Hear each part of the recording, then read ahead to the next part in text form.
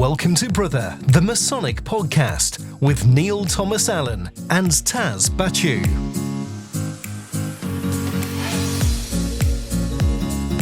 Hello and welcome to Brother Season 2. We have decided to call this Brother Beyond the Craft, and I cannot tell you how delighted I am to have you with us for the next 40-50 minutes. My name is Neil Thomas Allen. I am joined by my esteemed co-host, as always, Taz Bachu. Taz, how the devil are you, mate? I am really well. Very excited. Season 2. How cool is this? I didn't think we'd have seasons when we started this, but this is awesome. Yeah, really well. Thank you. How are you? Fabulous. I am exquisite. Thank you very much, as I always say. We are joined today by two of our other brother family. We have producer Josh over in the far corner. How are you, sir? I'm very well, thank you. Yourself? Well, delicious. Thank you very much. Good. And lastly, over just to the right of our esteemed guest this evening, we've got Jack. Jack, how are you, my dude? Really good, thanks. It's been a busy week, but I'm really excited for a bit of light relief and some Masonic fact-finding going on tonight for me. Exactly. Well, precisely. And let's have a little chit-chat about why we're here and why we're doing this. So about 3-4 months ago, we came up with the idea of reaching out to Mark Mason's Hall to start a series all about the progressive orders. So the reason we wanted to do this is I'm in quite a few of them, Taz is in a fair few of them, Josh is in a fair few of them, Jack is in a fair few of them, but we're not in each of them, or we're not in all of them, and some are in orders that others aren't. And the reason we wanted to start this is purely based on that. We're very selfish, and we want to give you guys, our listeners, and now viewers, information on all of the progressive orders, so that should you ever want to look into joining it, or joining one, should I say, you have an easy resource to come in, listen, have a bit of a chit chat, and we're going to be talking to some pretty well established figures in each of the orders, just about kind of why they enjoy it and why you would look to join that particular one.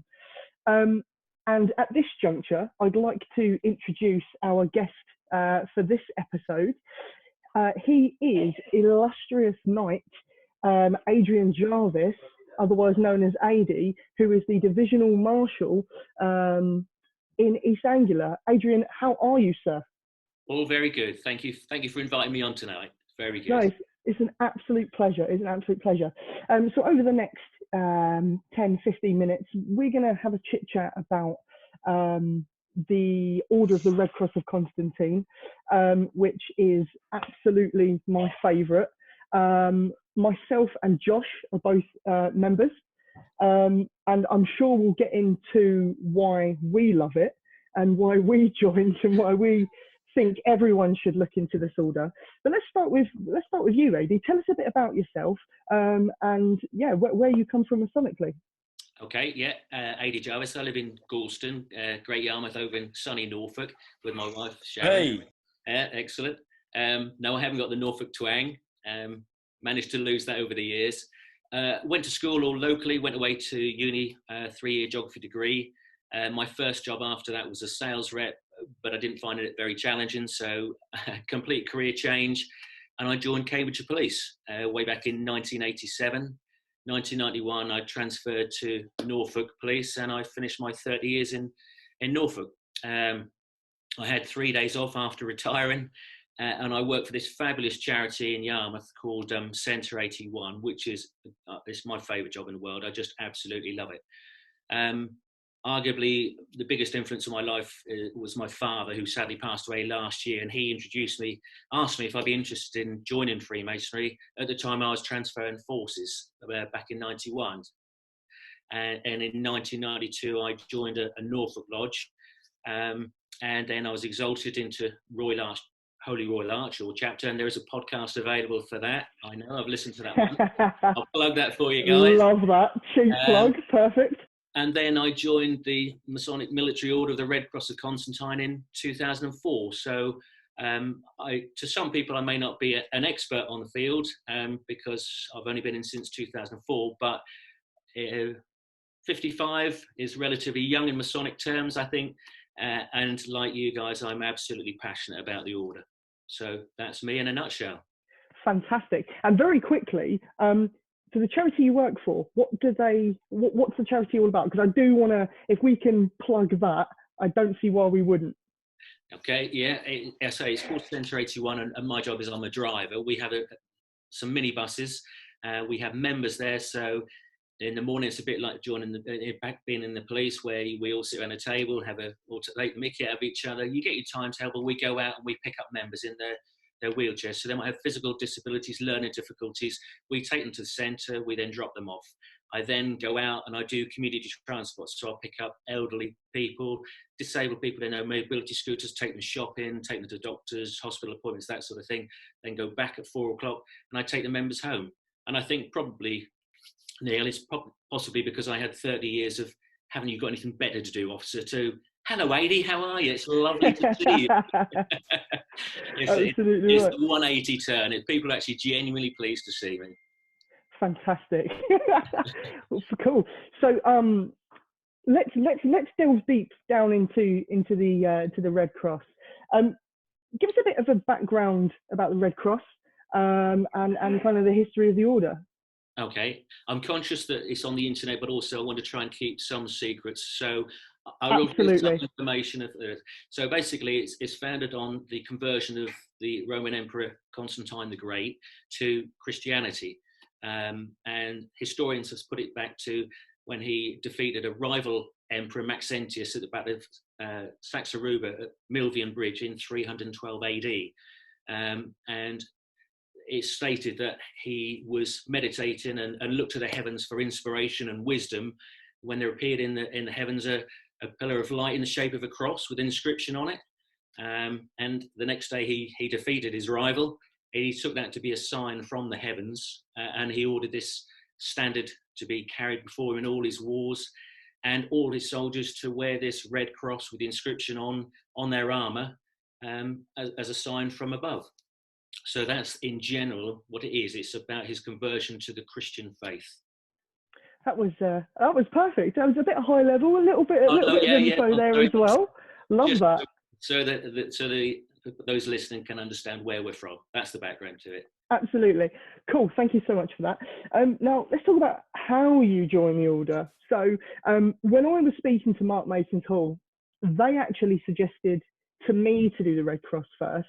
And I think it might be because they know that it's my personal favourite. And I think when we met with them, me and Josh got a bit excited about trying to pitch the idea of doing the Red Cross. How do you qualify to join this order? Okay, you must be a member of the Holy Royal Arch, so you must join chapter. It's a prerequisite for joining the Red Cross of Constantine. And then secondly, as far as I'm concerned, you must profess a belief in the Holy Trinity. So in an ideal world, you would be a practicing Christian, but if not, if you're not able to go to church on a regular basis, then you certainly could hold high Christian beliefs and values. So it must be in their Christian belief. Talking about that, I know with a lot of the Trinitarian orders, and I'm not going to drill down into the debate on why, but I think, like, very high level, I generally believe that to be that you can probably join them if you want. You don't have, you can sign the declaration, join it, and blah, blah, blah. I personally just think that it's just central to the story, and I just don't think that you would really get anything almost out of it. You'll be cheating yourself if you join, for example, like a Christian order and stuff. And I think obviously that's had a bit of negativity, but honestly, I think that's why. I think it's just, you kind of just don't really get anything out of it if you're not really ingrained or kind of into it. No, and I think, as you know, Freemasons are encouraged, once you've joined, to take your next step into the Holy Works, to join chapters. That's seen as like the fourth step. And unfortunately, we are biased, because as far as I'm concerned, once you join the Red Cross of Constantine, that almost completes the Christian loop in Masonry, as far as I'm concerned. It answers so many questions. it's so funny because Josh is smiling like ear to ear, and there's I think without revealing the big kind of reason why, I'm sure you want to kind of give a bit of a personal story as to why that is making you smile. I think Adie's absolutely right on that. That was my journey anyway, and that was my experience of Red Cross, was that to me it answered the biggest question that I had, and that's why I enjoy it so much. If anyone ever asks me about the Red Cross, I just tell them that it's an absolute game changer, and it blew my mind, the whole experience. And yeah, I think that if it's something that you are, eligible to join and that you would like to join, then you won't regret it, because it is, it really is mind blowing. It's so funny because like whenever me and you, Josh, we talk about the Red Cross, we talk about it in such a high esteem. Yeah. But I feel like we can never. I feel like we can never properly put our finger on it.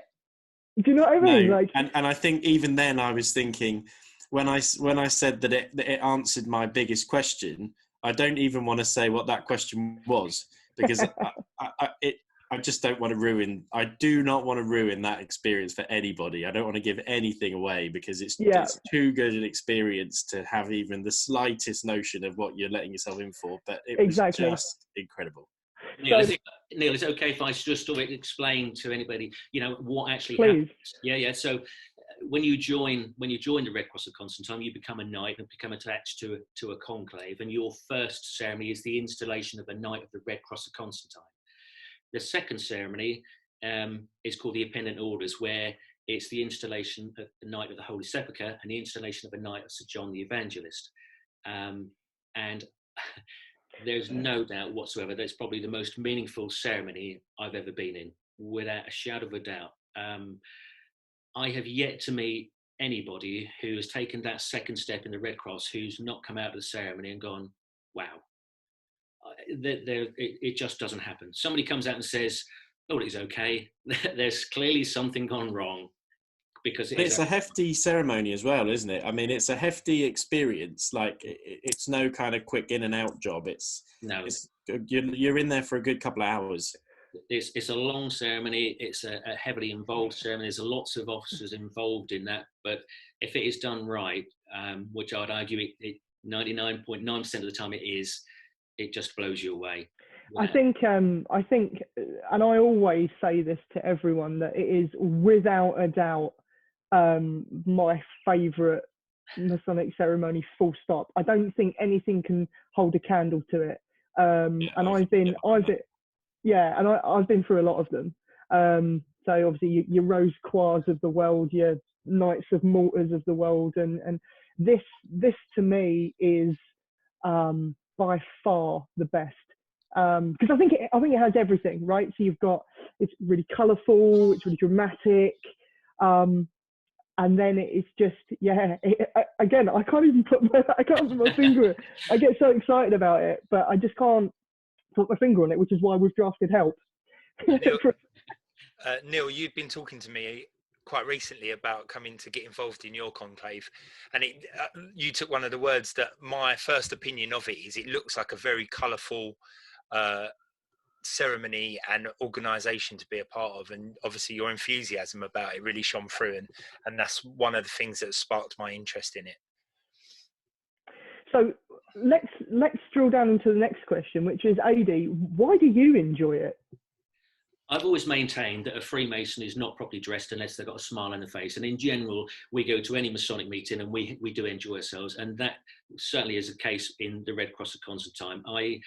I come out at the end of the evening or the day with a big smile on my face, because it is so rewarding.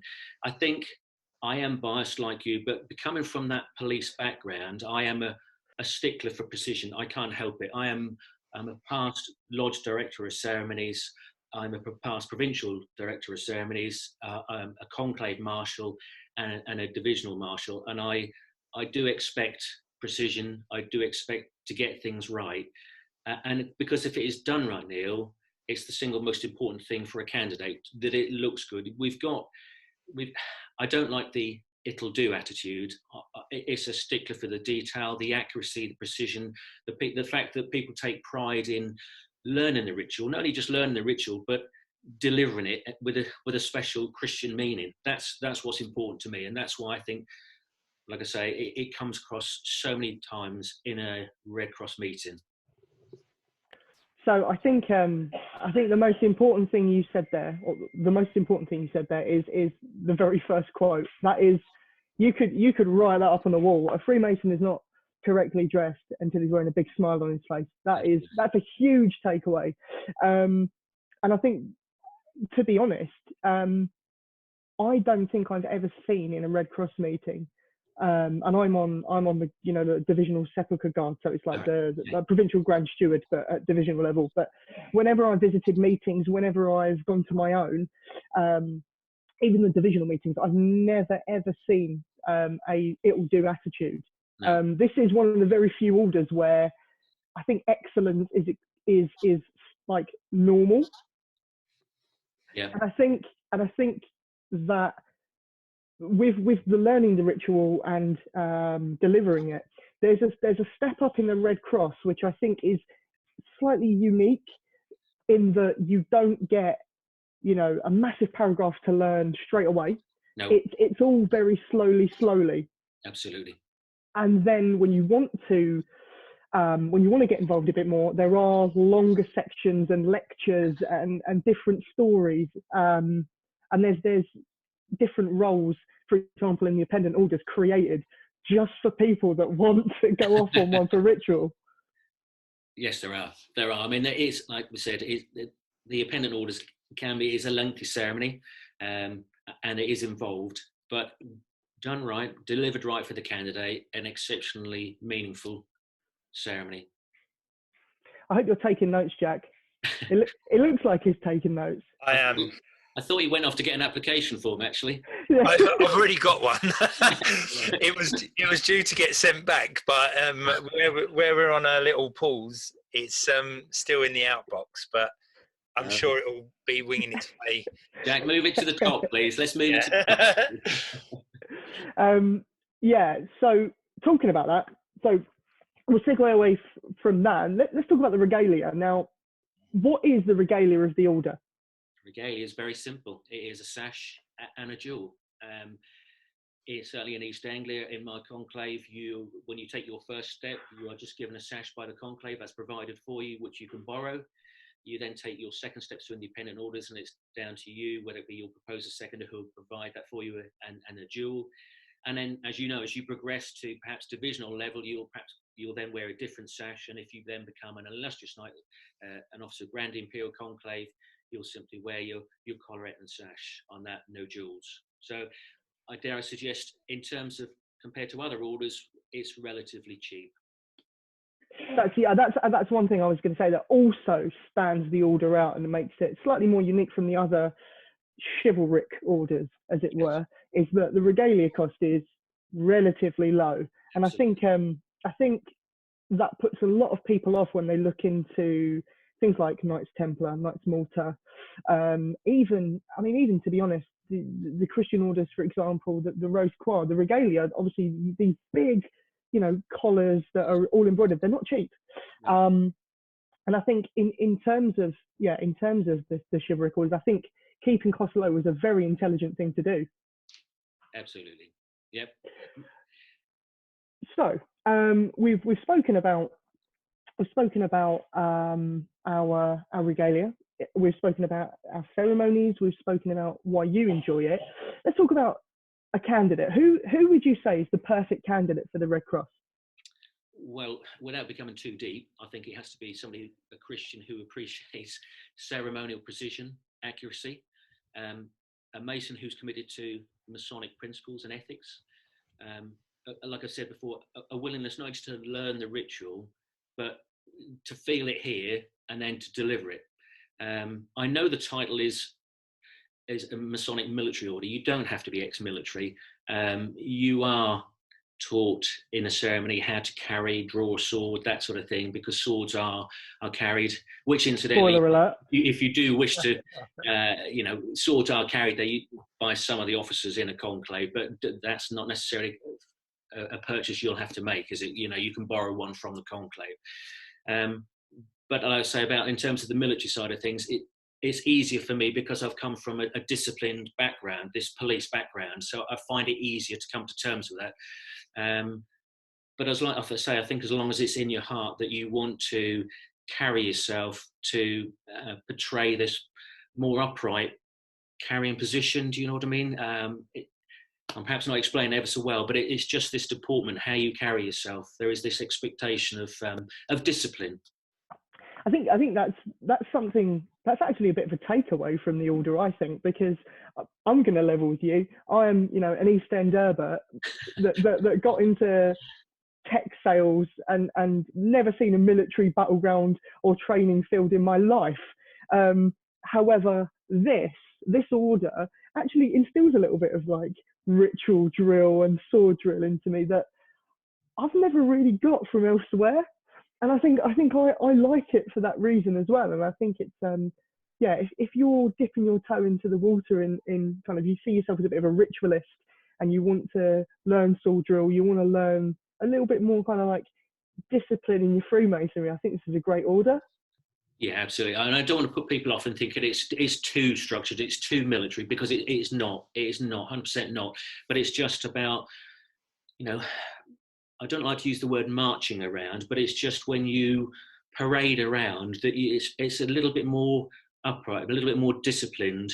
It came as a culture shock to me when I joined the police that, we'd have the room inspections, only allowed an alarm clock, a flannel, piece of soap, that's all you're allowed out in your rooms. And it was a culture shock to me. But for me, being an ex-sales rep, it was a revelation. It's suddenly, wow, I'm being told what to do and what my expectations are. And I think that manifests itself in the Red Cross of Constantine, where not everybody can get it, but you're encouraged to follow this path of the discipline, the code of military code. Perfect. Yeah, I think that's definitely a good description of it. To be fair, thinking about it, Taz over there. He's got his mic muted. But what's your thoughts? Obviously, I know that you, because of faith reasons, aren't eligible and whatnot. But hearing about it, what's your kind of thoughts on the order from someone who's comes from a military background? I'd be interested to see your sword drill, Neil. I think it sounds really, really interesting, actually, and it's one of those ones where I think certainly kind of in England, Wales, not too sure about some of our listeners slightly further afield. You do kind of get that level of education around Christianity and the Trinitarian aspect of Christianity. So I'd love to be a fly on the wall. I really would, just to kind of hear a bit more about the story and actually make those connections myself. And Josh, I might get you to WhatsApp me later that kind of fifth step type of piece and really what you got from it, because I promise to keep it under lock and key, but I'm genuinely like massively curious. And I know that we've had a couple of questions from people that perhaps aren't of the kind of the Christian faith as to kind of appellant orders, similar types of organizations, but I'll wait for that until we get onto the questions. But you've massively piqued my curiosity, and Jack, I'm sure if you need somebody to kind of force your hand with a pen, I'm more than happy to kind of help you out signing that form. Fabulous. Good. Good. Okay, well listen, we reached out to our Twitter sphere, as it were, to get some questions that for us, for our expert today. So I'm going to ask the first one, and it comes from @NotsLewis on Twitter. I'm not sure this is directly about the Red Cross, but I think we can probably throw it out to the floor really and come up with a recommendation. But NotsLewis has asked, What order has a similar feel but is open to non-Christian brethren? The floor is yours, lads. Is there one? Is my first answer. Well, I'm not in KT, so I can't answer that one. So that's Trinitarian. So that's, Yep. we're casting that off. So what, go on, go ahead. No, you go. Well, I was going to say, purely based on what I know about the other orders, I think the AMD is a great shout. If you're interested in a little bit of swashbuckling, not that I want to spoil the ceremonies, but if you're interested in a little bit of swashbuckling, a little bit of battle, and a bit of high action, I think the AMD, the Allied, might be for you. What were you going to say, Taz? Sorry. Exactly what you were about to say. So, not so long ago, quite long ago, Neil handed me one of the many P forms that he regularly just throws under my nose, and I'm ashamed to say I haven't joined it yet, but it was for the AMD, and that's exactly how you described it to me. Exactly how you described it to me. Which one thing we had on Twitter as well, it seems that, and I can't speak from experience here, but it seems like quite a few people were happy to say that Knight Masons are quite a lot like Red Cross. But from what I understand about Knight Masons, it's very difficult to join? And difficult to join, yeah. Well, yeah, there is that. But again, I'm sure we'll look into that. If we get asked to do an episode on Knight Masons, I'm sure we'll cover that. So thank you for your question at Knots Lewis. Next question, Adi, I know you can definitely help with this one. Are there any conclaves overseas? There are. There are a total of 309 conclaves spread across the world. So we're looking at Hong Kong, Malaysia, Singapore, extending across to India, South Africa, where else? Brazil, Barbados, Jamaica, Wow. England, Wales. So there is no excuse, Jay. You take your pick. Marvelous. I'd like to join the Jamaican one, but I think the travel might. Absolutely right. Okay, so we now come to something slightly different and slightly new in season 2. So we're going to give AD, our expert this evening, 30 seconds to sell the order to you. No pressure, AD, but No. this is basically for anybody that's listened to all the information thus far, might want a bit of a recap and how they would go about looking into joining the order. So I'm gonna get up my stopwatch now, and I am going to start it. Your 30 seconds, AD. The floor is yours. Starts now. Okay. Well, if you're a Christian Mason looking for further development in your Masonic journey, you're looking for some answers within a Christian background, a military background, this is undoubtedly it. I never understood why my father walked around with a red book, with ritual book with him for so long, why he was so passionate about it. Having joined the order, I 100% agree and understand it now. Please join. You won't regret it. Perfect. Nailed it. Absolutely nailed it. That was brilliant. Yeah, I was impressed with that. So he did it in 30 seconds 17. Wow. So there you go. I'm very impressed with that. Adi, I just want to thank you for joining us this afternoon. I know, Taz, you've just unmuted your microphone, so I knew you were going to say something. Were you going to say something? I was going to say we should do a similar to Star in a reasonably priced car type scoreboard, or if you're that way inclined, the omelette challenge on Saturday Kitchen. Yeah. In the morning.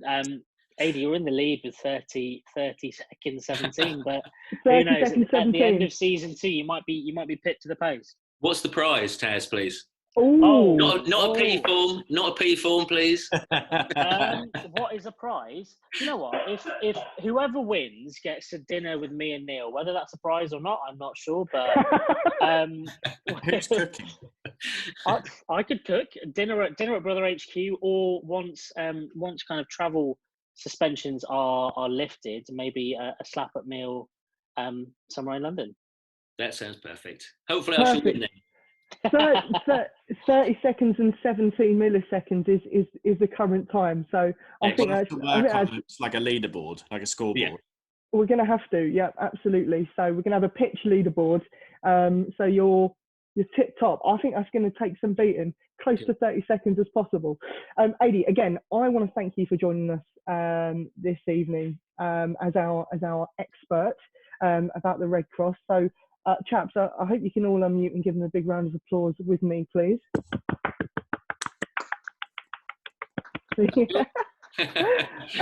Guys, thank you so much for joining us this afternoon for the first of season 2 in association with Mark Mason's Hall. We hope you found the information on the Red Cross of Constantine educational and interesting. We will post the information on how to look into joining the order, a bit of a background of the order, and we will be back very soon with episode number 2 of Brother Beyond the Craft. Now, if you do want to interact with AD, his Twitter handle is, AD, would you like to give that for us? Oh, I can't remember it now. Is it Jarvis_AD? It is indeed. I told you no. I'm allowed on Facebook and Twitter, but my daughter says no chance on Instagram, Snapchat, none of that, Dad. Fabulous. But if you want to interact with AD, it's Jarvis_AD on Twitter. Please interact with us at Brother Masonic. We are now on Facebook and YouTube as well. Guys, I want to thank you so much for tuning in to Brother Beyond the Craft on the Red Cross of Constantine. We are brother. You are too. We'll speak to you again soon.